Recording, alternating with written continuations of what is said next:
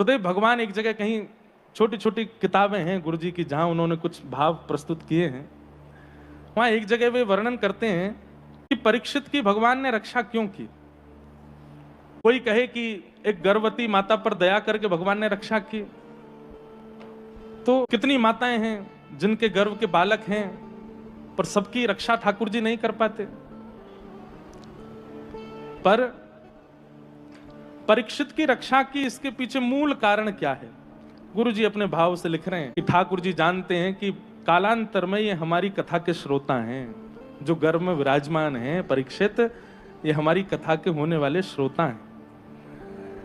और उसी बात की पूर्णता में गुरु जी कहते हैं कि जो कोई भी जीवन में एक बार भी भागवत जी की कथा में गया है, उसको ये प्रमाणित रूप से मान लेना चाहिए कि ठाकुर जी ने ही उसकी रक्षा करके उसको यहां तक पहुंचाया है।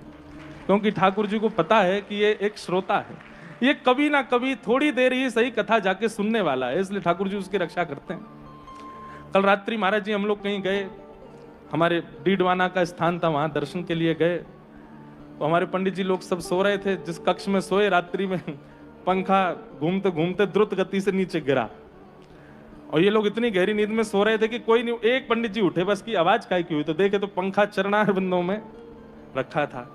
अभी सुबह उठ करके हमसे बोले, महाराज जी कल रात्रि हो सकता था कि हमारा अंतिम मिलन होता आपसे। मैंने क्यों? बोले सुबह सुबह पंखा टूट के ऐसे गिरा, लेकिन ऊपर नहीं गिरा, हम लोगों का स्पर्श भी नहीं हुआ, दूर जाके गिरा।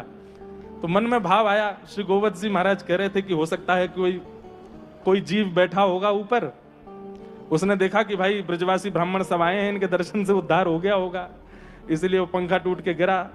लेकिन अभी अभी मन में भाव आया, वे सब यहाँ भागवत जी का पाठ कर रहे हैं और भागवत जी के पाठक सब विप्रवर हैं। ठाकुर जी रक्षा इसीलिए कर रहे होंगे क्योंकि ये भागवत जी के श्रोता और भागवत जी के पाठक हैं। अगर किसी भी प्रकार की इनको कोई दिक्कत हो गई तो कल का पाठ कैसे होगा, कल की कथा ये कैसे सुनेंगे? इसलिए ठाकुर जी ने उनकी रक्षा की। आप सब लोग इस बात को विश्वास मान लीजिए, क्योंकि आप कथा में बैठे हैं, तो आज तक जब कभी भी परिस्थिति बनी होगी कि बस बचे ही हैं, तो इसीलिए बचे हैं क्योंकि ठाकुर जी को पता है, श्री जानकीनाथ जी को पता है सीएपीए मिलन महोत्सव होगा, उसमें इनको आना है, आकर के कथा सुनी है, इसलिए इनको सुरक्षित रखो। अपनी सुरक्षा के लिए एक बात हम अपने मन से कह देते हैं, तो आगे भी हर साल की एक कथा निश्चित कर लीजिए, वो कथा सुननी है तो ठाकुर जी फिर रक्षा ही करेंगे। बोले चलो अगली साल भी इसको कथा सुननी है, इसको सुरक्षित ही रखो, कोई दिक्कत होवे ना।